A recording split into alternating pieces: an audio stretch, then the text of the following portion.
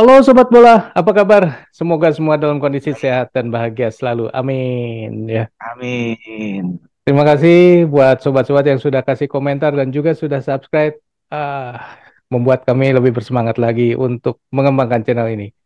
Oke, Ya, Indonesia akan menghadapi Vietnam di semifinal dan untuk laga pertama akan berlangsung di Jakarta pada tanggal 6 Januari ya. Dan Bro Ipung, ini kira-kira ya, laganya akan seperti apa, Bro? ya. Ternyata memang ada perkembangan yang menarik di Piala AFF beberapa tahun belakangan. Kalau dulu mungkin kita dalam sejarahnya selalu di Piala AFF punya rivalitas yuk dengan Thailand, dengan Malaysia dan sekarang nambah lagi dengan Vietnam. Itu kan artinya sudah ada perkembangan-perkembangan yang menarik di persepakbolaan Asia Tenggara. Apalagi kalau kita juga merujuk pada peranan pelatih-pelatih yang sekarang berlaga di AFF, itu banyak kan kita memakai pelatih-pelatih yang dari Asia Timur, terutama dari Korea Selatan dan Jepang. Mhm. Dan khusus untuk Vietnam melawan Indonesia ini adalah rivalitas antara dua orang pelatih dari Korea Selatan. Hmm. Walaupun ternyata antara Park Hang-seo dan STY sendiri rivalitas ini bukan baru sekarang ya, bukan cuma di Piala AFF karena tercatat bahwa rivalitas mereka sudah terjadi sejak mereka sama-sama menangani tim di Liga Satunya Korea di tahun 2009 sampai dengan 2012 waktu itu. Hmm. STY masih pegang Seongnam Ilhwa, sedangkan Park Hang-seo pegang Chungnam Dragon dan Sangju Samu. Dan kalau rujukannya dari berbagai aspek ya, aspek persaingan, bukan cuma di tingkat klub, tapi juga di tingkat negara, eh, tentu ada perimbangan yang justru menarik, bro. Hmm. Dari 13 kali mereka katakanlah pertemuan ya di tingkat Mhm. klub maupun di tingkat timnas gitu ya. STW itu punya lebih superior ketimbang Pak Hang Seo. Hmm. STY tercatat 8 kali menang, dua Wow. kali imbang dan 3 kali kalah. Nah, Wow. sayangnya memang 3 kekalahannya STY itu justru diterima pada saat mereka berdua menangani timnas. Yang satu timnas Vietnam, yang satu timnas Indonesia. Gitu, bro. Oh, berarti STY itu ketika main di apa mengasuh klub selalu Mm-mm, menang melawan Pak Hang Seo. betul. Lebih superior. Lebih Dan superior ya. tingkat presentasinya itu jauh ketimbang ketimbang Pak Hang Seo. Wah. Jadi kalau kemudian Pak Hang Seo punya ya semacam respect yang berlebih terhadap STY, saya pikir itu adalah bagian dari masa lalu dan mungkin Hmm. masih ke bawah sampai saat ini gitu loh, bro. Hmm. Hmm. Jadi Pak Hang Seo juga menatap pertandingan semifinal ini pastinya lebih hati-hati gitu loh. Karena yang dilawan adalah kebetulan orang yang pernah juga sering mengalahkan dia sebetulnya. Hmm. Walaupun kebanyakan masih di tingkat klub gitu loh, bro. Hmm. Wah, kalau begitu mah bukan faktor pelatihnya nih yang membuat Indonesia kalah dari Vietnam ya. Ah, Ya kan, berdaya. karena selama ini kan STY selalu Eh, unggul dari Pak Hang Seo, tapi ketika membawa iya, timnas kebalik nih posisinya. kebalik. Iya Waduh. memang betul, bro. Oke. Nah, ini Hmm, karena apa namanya kedua pelatih ini memang boleh dikatakan berseteru sejak lama ya. hmm, Tapi betul. apakah juga akan dibawa ke laga besok di semifinal? Ya, sudah pasti ya, karena belakangan ini kan memang rivalitas Indonesia dengan Vietnam tuh meruncing ya. Hmm. Walaupun kita tahu, apalagi ya, kalau kita rujukannya di Piala AFF edisi sebelumnya, yang menggagalkan, katakanlah ya, salah satu faktor yang bisa menggagalkan Vietnam mencapai final adalah ketika dia bermain seri dengan Indonesia. Ya. Sehingga Indonesia di semifinal bisa melawan Singapura dan Vietnam ketemu Thailand. Hmm. Dan yang akhirnya Indonesia ketemu Thailand di final. Walaupun Indonesia lagi-lagi spesialis runner up waktu ini sampai saat ini gitu loh, bro. Waduh, jangan sampai deh ini spesialis lagi terulang ya tahun ini ya. Dan Oh, Indonesia harusnya kali ini berhasil menjadi juara. Oke, bro. alhamdulillah. Nah, Amin. eh, Ya. Indonesia sendiri akan bermain seperti apa menghadapi Vietnam Hmm. kali ini, Bro? Ya, kita rujukannya ini ya, laga terakhir di Piala AFF kemarin ya, Mhm, ketika Indonesia bisa menahan seri. Waktu itu kan Pak STY memakai skema 5 pemain di belakang. mhm, Kemudian ada 4 pemain di tengah dan satu sebagai striker. Bisa saja 4 ini itu 5 yang di belakang dan sudah pasti mungkin Nadio ya kalau dia udah sembuh dari cedera, Nadio mhm, sebagai kiper. Di depannya sebagai pemain belakang, di tengah ada Jordi Amat, Fahrudin dan Rizky Ridho. Kanan kiri ada Asnawi maupun Arhan. Sedangkan 4 yang di tengah itu tentu wing bisa ditempati oleh komposisinya bisa dengan Witan dengan Egi atau Witan dengan Sadil. Itu sih mhm, menurut perkiraan saya ya. Dan 2 lagi bisa saja dipegang oleh Ricky Kambuaya dan Mark Locke. Sedangkan di depan satu adalah Dendi Sulistiawan. Jadi mhm, fungsi pemain-pemain sayap ini itu juga harus lebih mobile. Dia tidak hanya harus bisa menopang dalam hal serangan, tapi dia juga harus bersiap untuk menutup apabila terjadi transisi negatif mhm, ke bidang pertahanan Indonesia. mhm. Jadi ada penumpukan pemain di tengah yang tujuannya adalah untuk memperkuat dan mengantisipasi bola-bola dan serangan-serangan dari Vietnam tadi, gitu loh, bro. Hmm. Ada kemungkinan nggak STY Hmm. menurunkan pemain yang lain yang tidak biasanya muncul tapi tiba-tiba dimunculkan di starting line up? Nah, itu pertanyaan yang sangat menarik menurut saya. Karena kan selama ini kita juga sering kali memprediksi dan itu sering salah ketika kita menganalisa mengenai formasi yang akan diturunkan STY. Hmm, Karena STY lagi-lagi pelatih yang sangat suka memberikan kejutan-kejutan dan dia juga tidak punya pakem yang paling ini ya, yang mungkin bisa menjadi andalan. Karena buat dia siapapun lawan yang akan dia hadapi, skema yang saat itu dia usung adalah skema yang menjadi andalan dia pada saat itu. hmm, Jadi eh, dia tidak tidak ini ya, tidak fanatik pada satu skema, tapi dia hmm, melihat siapa lah yang dilawan hmm, dan dia juga melihat pada faktor kesiapan pemain hmm, dan karakter pemain yang dibutuhkan ketika melawan tim A misalkan. hmm, Dan itu yang sering dilakukan oleh STY. Jadi STY memang agak sulit juga kita untuk memprediksi, terutama pada line up itu loh. hmm. Karena line up-nya sering berubah-ubah. Dan Ya, ini juga kan menunjukkan salah satunya ya, ini juga sebagai indikasi bahwa ada kedalaman squad yang dipunyai oleh timnas kita. Dan itu adalah sebuah perkembangan yang menarik menurut saya. hmm. Hmm. Artinya ada kemungkinan juga ya tim yang kemarin melawan Brunei justru yang akan turun melawan Vietnam. Segala kemungkinan bisa terjadi kalau STY yang jadi pelatih, bro. Oke, terus pemain-pemain yang Hmm. kemarin sempat kita andalkan gitu seperti Spaso itu kayaknya kok nggak muncul. Kemudian Marcelino kan Hmm. kemarin juga bermain sangat bagus.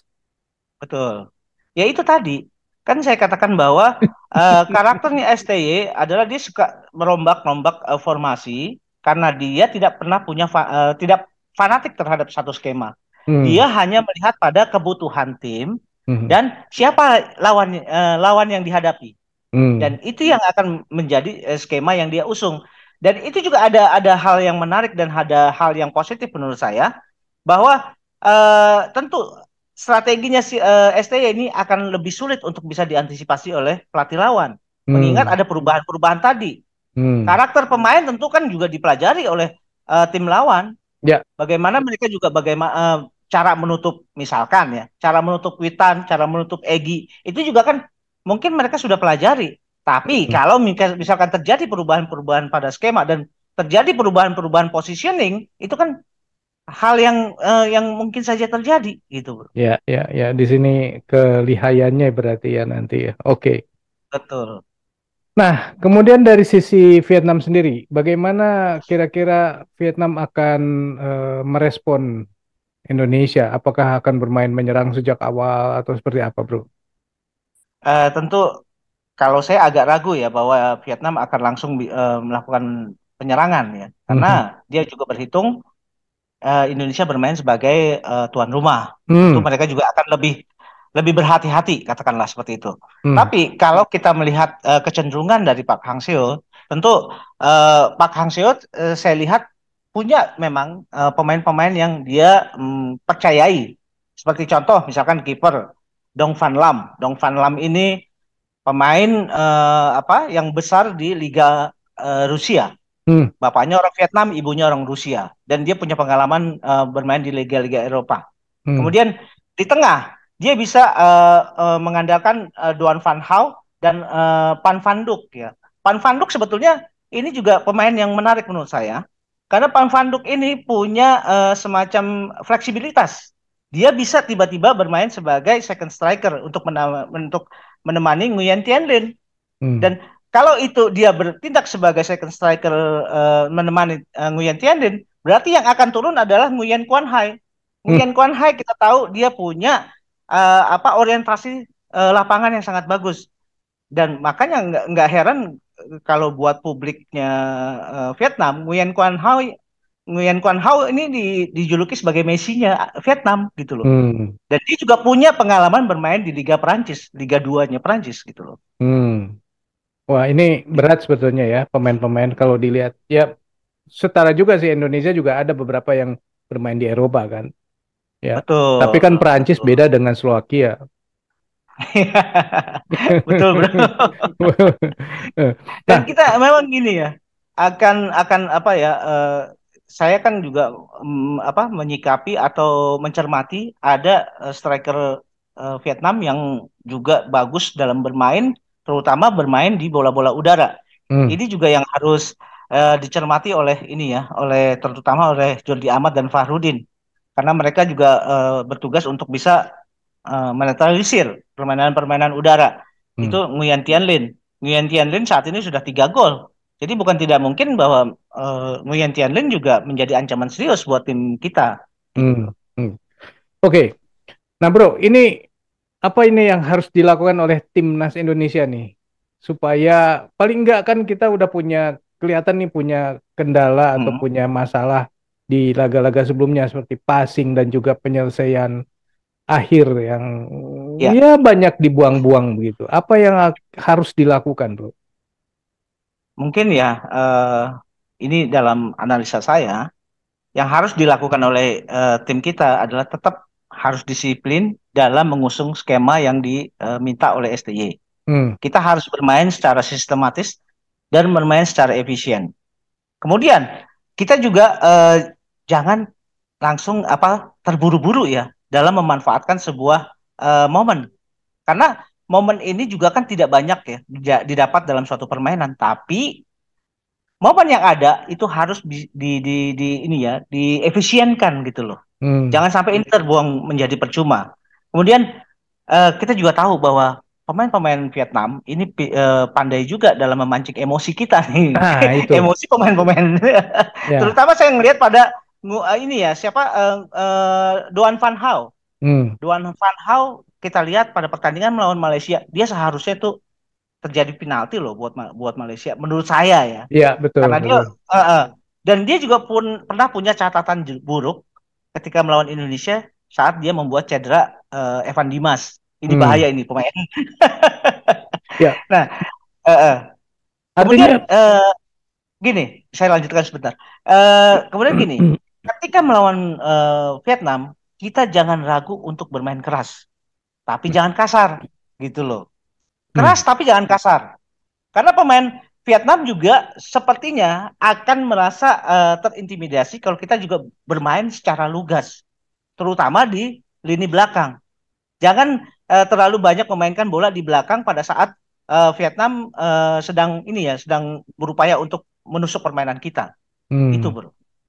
Ya memang benar. Ini kita harus sabar banget ya, jangan sampai Ya, terpancing emosinya. Karena kalau terpancing sudah selesai. Iya. betul. Nah ini bro, satu Hmm. lagi ya. Ini kan kelihatan bahwa pemain Indonesia ini kayak pengen bikin gol sendiri gitu ya. Itu Nah dia. ini bikin gol sendiri ya. Ini saya curiga, curiga jangan-jangan Ya. di belakang layar kita ini nggak tahu ya bahwa ada Hmm. iming-iming bonus buat yang mencetak gol. Mungkin gak sih bro seperti itu sehingga wah daripada gua kasihin sama orang lain mendingan gua golin sendiri gitu kan. Saya rasa sih, saya nggak tahu juga ya, tapi rasanya sih mungkin tidak seperti itu, karena eh, apa sikap pemain yang seperti itu, yang selalu ingin memanfaatkan peluang secara sendirian dengan kata lain egois, itu juga kan kemudian membuat STY juga geram sebetulnya. Betul. Jadi permainan-permainan egois tadi ya itu jangan lagi keluar. Karena kalau kita melihat ini ya, kalau kita melihat ini ya, bagaimana gol-gol dari Vietnam itu tercipta. Ternyata gol-gol yang diciptakan oleh Vietnam itu kan 12 ya, 12 gol. Yang dicetak oleh pemain depan itu 4 gol. Sisanya diciptakan oleh pemain back, oleh gelandang, dan bunuh diri.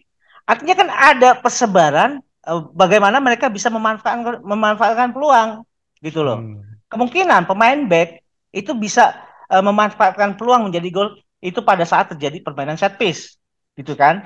Kemudian bagaimana gelandang ini mereka juga ternyata subur. Hmm. Artinya mereka bisa bermain secara kolektif. Nah, itu yang tidak bisa yang harus kita cermati gitu loh. Bahwa pemain Vietnam entah dia di gelandang, entah dia striker, itu juga harus diwaspadai gitu loh. Karena mereka pandai memanfaatkan peluang terutama karena mereka bermain secara kolektif. Berbeda dengan pemain Indonesia yang beberapa kali juga kan kita juga kesel juga kok kenapa tidak dioper gitu loh. Nah, itu makanya saya curiga, jangan-jangan ini Eh, ada janji atau ada iming-iming siapa yang mencetak gol dapat bonus sekian juta gitu ya, sehingga wah daripada gua kasihin sama orang lain mendingan sama gua sendiri kan gitu kan. Nah, kalau bisa. misalnya memang benar-benar Eh, ada iming-iming seperti itu, saya mau usul supaya iming-imingnya itu diberikan kepada yang mencetak gol dan juga yang assist dengan nilai yang sama. Jadi akhirnya dia, wah nggak apa-apa deh, sama orang lain juga, toh kan gua mengassist nih, memberikan assist dan gue juga akan dapat gitu. Iya nggak? mungkin ya. Tapi setahu saya di tingkat klub seperti itu ya. Di klub-klub Liga Inggris artinya siapa yang memberikan assist itu juga punya mendapatkan ya Bonus ya. semacam bonus ya Hmm. yang disamakan dengan pencetak gol gitu loh. Biasanya Ya, seperti itu. ya, Heeh. maksud saya sih sebenarnya supaya jangan Hmm. egois saja pemain timnas Indonesia jangan apa memaksakan diri untuk mencetak gol padahal sebenarnya sudah tahu peluangnya tidak ada gitu. Ya kan? Tapi saya Ya. ragu, bro. Saya Hmm. ragunya gini, karena ini kan bukan bukan permainan di tingkat klub ya. Hmm. Kalau tingkat klub kan artinya ini benar-benar orientasinya adalah bisnis. Hmm. Berbeda dengan pertandingan di tingkat ini ya timnas ya. Saya rasa saya agak ragu dengan adanya iming-iming bonus bagi pencetak gol maupun pemberi assist gitu loh. Ya mudah-mudahan nggak ada sih. Mudah-mudahan nggak Iya, ada karena ini timnas jadinya harusnya iya, sama semua ya. Semua orang bisa betul, uh, mengapa ya bermain secara maksimal gitu. betul. Oke, ada lagi yang lain bro yang menarik dari laga yang akan Mm-mm. berlangsung melawan Vietnam ini bro. Ya, yang paling utama ya adalah kita jangan terlalu respect dengan timnas Vietnam. Karena kita tentu harus melihat bahwa Vietnam toh sama aja dengan timnas-timnas yang lain. Karena dalam sejarahnya juga sebetulnya dari 25 pertemuan Indonesia dengan Vietnam dalam sejarahnya ya, Hmm. Indonesia kan justru unggul 8 kali, 8 Hmm. kali menang. Vietnam 7 kali menang, sisanya yang 10 seri gitu loh. Artinya Hmm. kalau kita rujukannya ke situ seharusnya kita jangan jangan ini ya, jangan terlalu terintimidasi dengan Vietnam dan tentu bahwa mentalitas permainan, kemudian bermain dengan disiplin, bermain jangan gerasak gerusuk itu adalah lebih penting, bro. Ya. Ketimbang bermain apa ya gerasak gerusuk, Ya. kesannya kok pengen terlihat lebih dibanding yang lain kan Lebih nggak hero. bagus.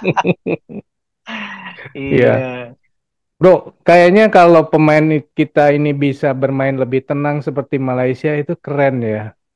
betul, betul. Dan itu ada paling penting adalah yang dibutuhkan adalah kecerdikan dalam memanfaatkan peluang dan Hmm. kecerdikan juga dalam melihat pada jalannya pertandingan. Dan saya sih terutama sekali saya melihat peran dari pemain-pemain di tengah ya. Biasanya pemain-pemain di tengah itu adalah pemain-pemain yang pintar dalam berorientasi terhadap jalannya pertandingan. Makanya itu dibutuhkan seorang figur yang bisa ini ya beradaptasi dengan gaya atau situasi yang sedang terjadi di lapangan. Itu penting sekali. Oke. Pertanyaan terakhir, Bro. Ya. Kira-kira skor akhir seperti apa, Bro? 2-0 Indonesia, Bro.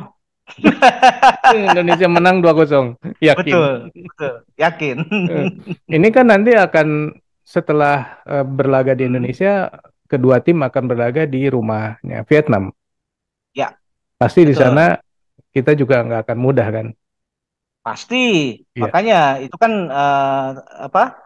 Saya menilai 2-0 sebetulnya hati di dalam saya ini kepengen menang 5-0 sebetulnya untuk mengamankan untuk mengamankan laga di Vietnam nanti gitu loh, Bro. Oke. Oke, Sobat Bola, itulah obrolan kita mengenai itulah yang akan terjadi di laga Indonesia melawan Vietnam ya di semifinal pertama di kandang Indonesia. Menurut Sobat sendiri kira-kira Indonesia akan menang dengan skor berapa? Silakan tulis di kolom komentar. Sekian dulu Oke. obrolan kita kali ini, kita lanjut di video yang akan datang. Sampai jumpa. Bye. Thank you, Bro.